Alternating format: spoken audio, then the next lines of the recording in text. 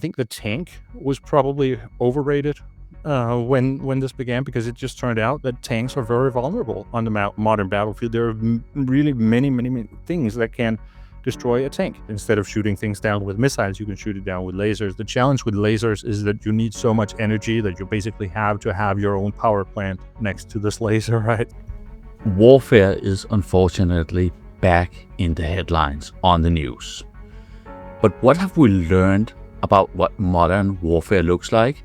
Which weapons are overrated and which weapons are underrated? And maybe even more interestingly, what could warfare look like in the coming decades? Will we see lasers? Will we see fully automated armies? A couple of weeks ago, I had military expert Anders Puck Nielsen in the studio for a talk about warfare, especially about the Ukraine war, but also the future of warfare. So let's see what he says about which weapons we have learned that are overrated and which weapons we have learned are underrated from the findings in the Ukraine war. Let's have a look here. Drones have been underrated, and the interesting thing is also that this is a type of weapon that really did not exist when the war started. So it's something that has also been invented during the war. And we can say the types of drones that existed when it started, there was a lot of talk about these Turkish TB2 Bayraktar drones, for example, these very big ones that became very famous in the early weeks of the war. We don't hear about those anymore, right? So I think that's an example of something that was overrated at that point in time. The other things we could say, I think the tank was probably overrated when this began, because it just turned out that tanks are very vulnerable on the modern battlefield. There are really many things that can destroy a tank. The fighter jets, maybe also. I mean, both sides have been able to basically deny the other side access to the front line with aircraft. So air power along the front line today is the drones. It's not the fighter aircraft. Warships that have really demonstrated that they are extremely vulnerable to this unmanned technology. So there's been a huge development in maritime drones on the Ukrainian side, and it has really challenged the Russian Black Sea Fleet, which is, before the full-scale invasion was much stronger than the Ukrainian Navy, but still have been unable to operate freely for the last couple of years because of the development of this unmanned technology. And just, again, the asymmetry in that, for Ukraine, it's not super important that every drone makes a successful attack, right? It's okay if Russia is able to defend against 9 out of 10 of these drones, right? But so we can say the drones just have to be lucky ones, but the manned warship with a crew of maybe 200 soldiers, they have to be lucky every time. And that's the asymmetry here, and why it has made it basically impossible for the Russians to use these warships. And it's a conundrum. We don't know how to solve this problem from a maritime warfare perspective. Let's dig a bit deeper into what Anders Puck Nielsen is telling us about overrated and underrated weapons, starting with the underrated. First, FPV drones. Ukraine builds thousands of these every month. Models like the Vyry or modified DJI racing drones cost around $500 each. They've taken out Russian T-72 and T-90 tanks worth millions. That's a kill ratio of one drone for a $5 million asset. Next, loitering munitions like the AQ-400 Scythe. It costs about $30,000, made by Terminal Autonomy. It can circle over a battlefield, identify a target, and strike with precision. It's already replacing cruise missiles in many missions. Also underrated, laser defense systems. Israel's Iron Beam fires for about $3 per shot. It can take down drones and rockets at close range. The UK's Dragonfire and the US Navy's Helios system are in advanced testing. These systems are much cheaper than traditional interceptors, which cost up to $150,000 per missile. Now to the overrated. First, main battle tanks. Russian T-90s, German Leopard 2s, and British Challenger 2s have all been destroyed by drones and artillery in Ukraine. Each tank costs $5 to $10 million. Many were knocked out by drones costing under $1,000. In modern warfare, tanks are slow, easy targets. Next, fighter jets. Rafales and F-16s cost $40 to $60 million each. In the 2025 India-Pakistan clash, Pakistan claimed to down a Rafale using a J-10C and a long-range PL-15 missile. A $1 million missile took out a jet that cost 60 times more. Finally, large warships. Russia's Black Sea Fleet has been forced into hiding by cheap Ukrainian sea drones. These naval drones cost under $100,000 and have hit targets worth hundreds of millions. It shows how vulnerable big ships are to cheap mobile threats. So the lesson is clear. Weapons that are small, fast, cheap, and smart, like drones and lasers, are outperforming the old giants of warfare. After that, our talk turned to what will the future of warfare look like. Will we see, for example, lasers dominating the battlefield? How will they actually be deployed in future wars? And also, can we imagine totally autonomous wars where no soldiers are actually sacrificing their lives because of war, and what type of impact can we expect from that? So let's see what Anders Puck had to say to that. We can see the lasers are already deployed in some places and being used for air defense. It's a very good system for shooting down enemy drones, for example, or incoming missiles and these things. So that's the idea, that you can use lasers for that. Instead of shooting things down with missiles, you can shoot it down with lasers. The challenge with lasers is that you need so much energy that you basically have to have your own power plant next to this laser, right? So it's not something that you can easily build into a drone, for example, that will shoot laser beams like Star Wars kinds of, like it's something that's very stationary right now, and the range is not super great.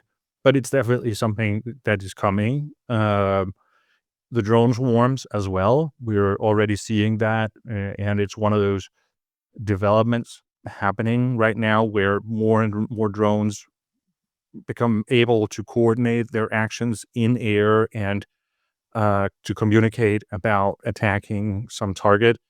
We're seeing a lot of that is right now happening with the development of what we can call motherships, where you have a big drone that can sort of release a bunch of smaller drones that actually do the kill.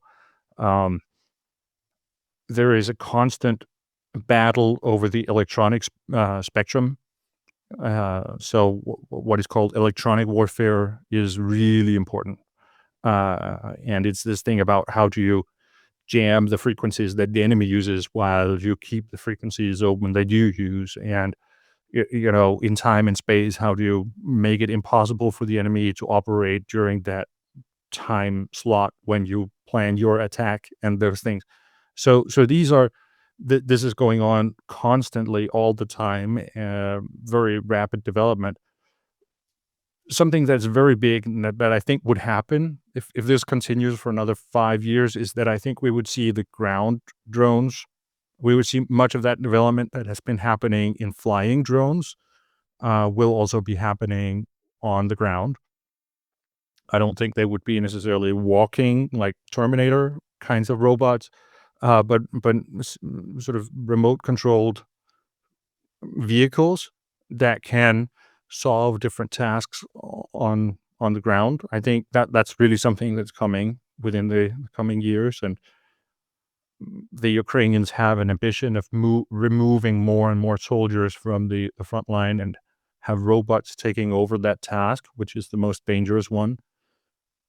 So I mean, I guess ultimately we're approaching a time when there are no soldiers at all in the front line, and it's just robots fighting against each other there.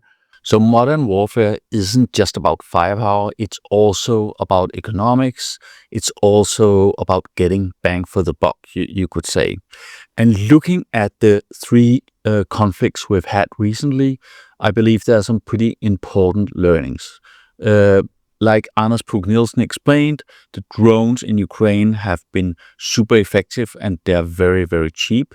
In Southeast Asia, we saw the conflict between India and Pakistan, where India deployed the super expensive Rafale aircraft from France that are supersonic in speed. And while they were quite impressive, they were probably too expensive compared to the massive drone swarms deployed by Pakistan. And then obviously looking at what we've seen in Iran versus Israel, we've seen how some of the more old-fashioned rockets have not really been able to penetrate the Israeli Iron Dome defense system, at least not to a larger extent. And finally, we have seen the showdown from the US, where they've used the B-2 bomber to take out the nuclear facilities. And it's, of course, too early to say whether that has been 100% effective, but at this point, it looks like it. So let's try to dive in deeper and analyze what weapons really are most efficient and are likely to be used in the future when we look at it from a cost efficiency ratio.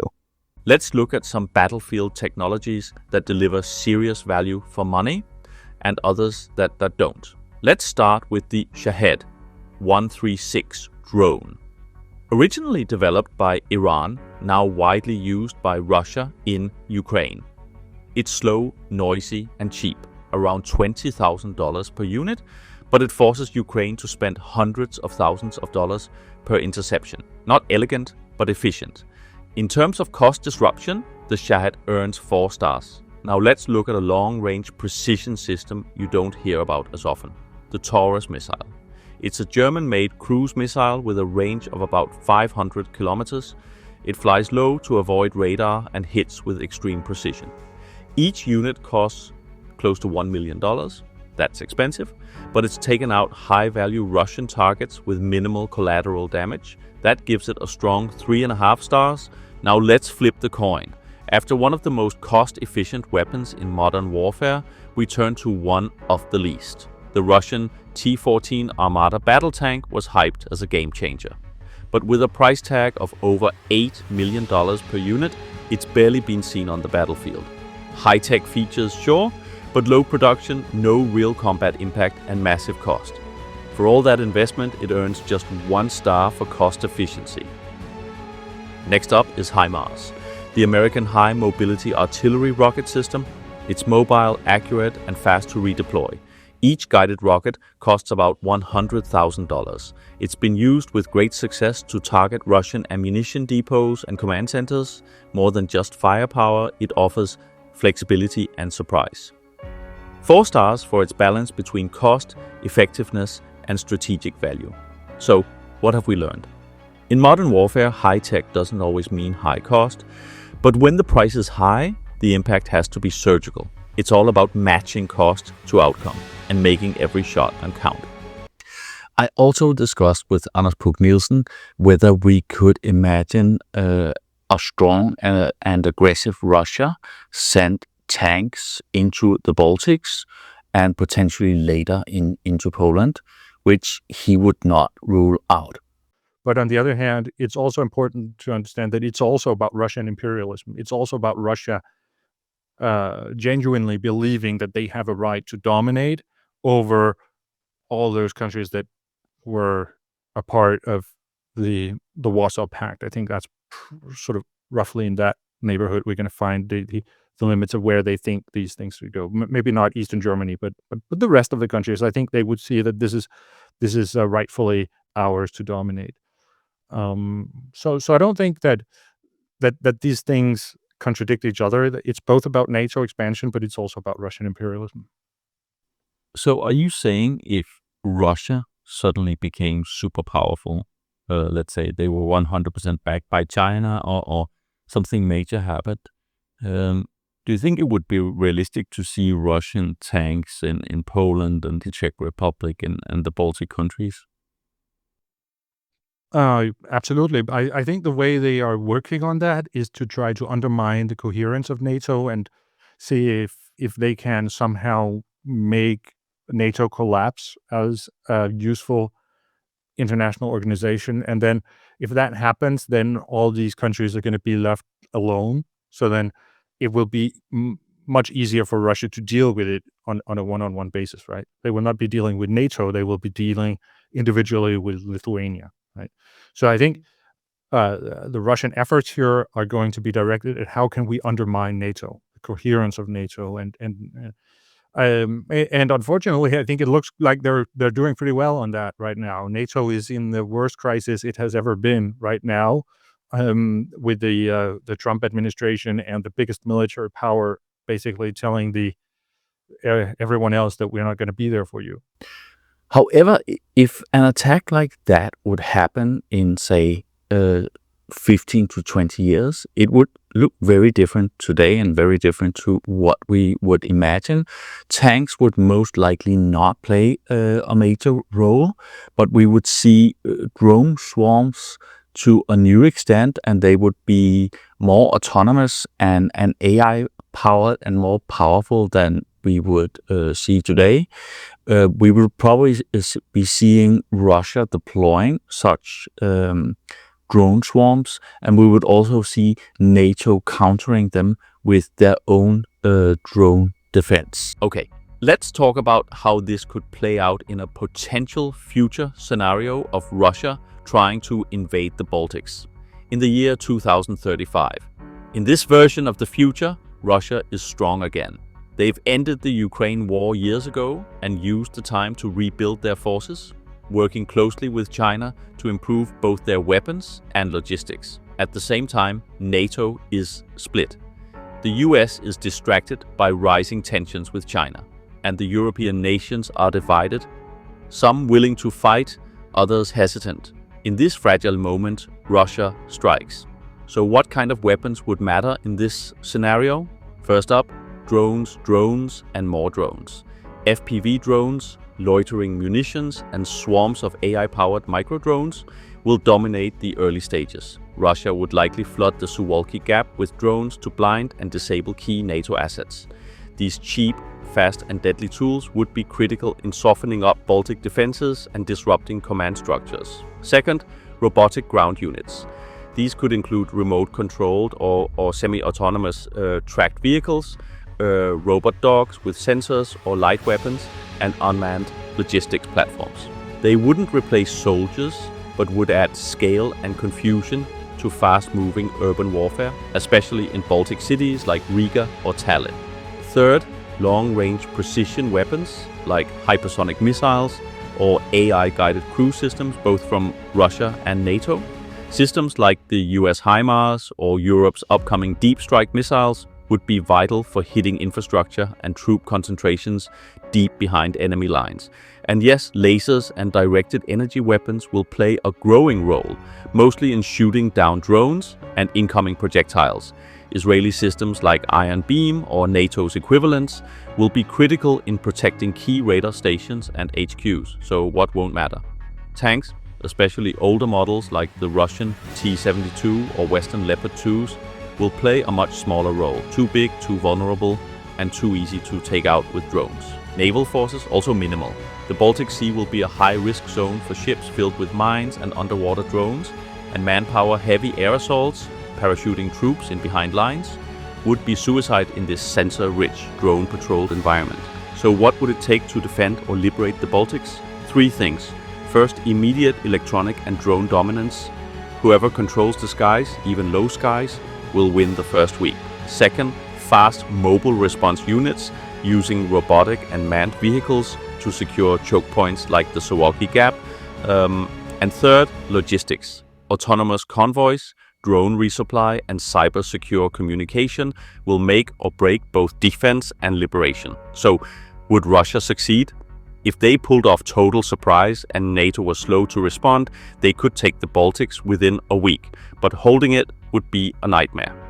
Urban resistance, drone harassment, and European counterattacks would bleed them out. If NATO gets its act together, especially Germany, Poland, the Nordics, and the UK, then liberating the Baltics is possible. But it would take time and a lot of casualties. Wars in 2035 won't look like wars of the past. It's not just boots on the ground and tanks on the move. It's algorithms, drones, autonomy, and speed. The side that adapts fastest and learns to blend old tools with new technologies will have the upper hand.